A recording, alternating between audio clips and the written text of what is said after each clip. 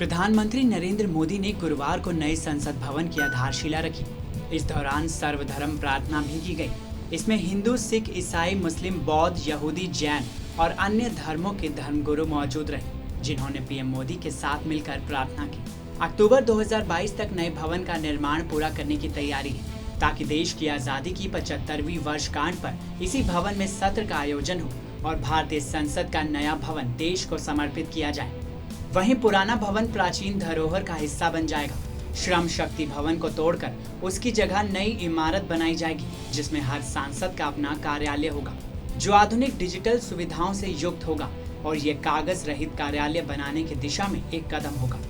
लोकसभा अध्यक्ष ओम बिरला ने हाल ही में प्रधानमंत्री नरेंद्र मोदी से मुलाकात कर नए संसद भवन के भूमि पूजन और शिलान्यास समारोह का न्योता दिया था। इसके बाद बिरला ने प्रेस कॉन्फ्रेंस के दौरान कहा कि आजाद भारत में बनाए जाने वाले नए संसद भवन का शिलान्यास हमारे लिए बेहद गौरव का विषय है।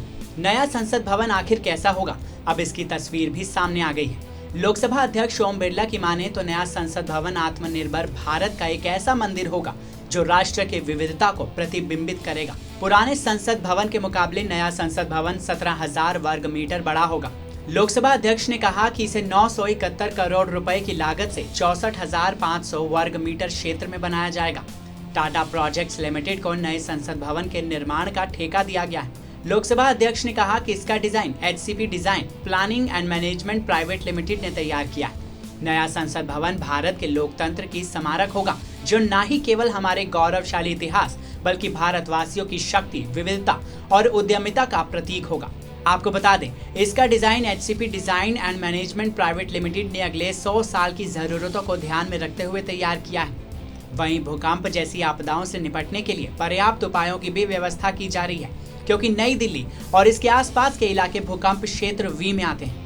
नए संसद भवन में दोनों सदनों के सत्र की शुरुआत की जाएगी। नए संसद भवन में लोकसभा सदस्यों के लिए लगभग 888 सीटें और राज्यसभा सदस्यों के लिए 326 से ज्यादा सीटें होंगी। वहीं लोकसभा अध्यक्ष की माने तो हॉल 1224 सदस्यों को एक साथ समायोजित करने में सक्षम रहेगा। लोकसभा और राज्यसभा कक्षों के अलावा नए भवन में एक भव्य संविधान कक्ष होगा, जिसमें भारत की लोकतांत्रिक विरासत दर्शाने के लिए बाकी की वस्तुओं के साथ साथ संविधान की मूल प्रति डिजिटल डिस्प्ले जैसे होंगे। नए संसद भवन को लेकर आपकी राय क्या है? कमेंट सेक्शन में हमें जरूर बताएं। साथ ही देश और दुनिया की तमाम बड़ी खबरों के लिए सब्सक्राइब करें TV9 भारतवर्ष।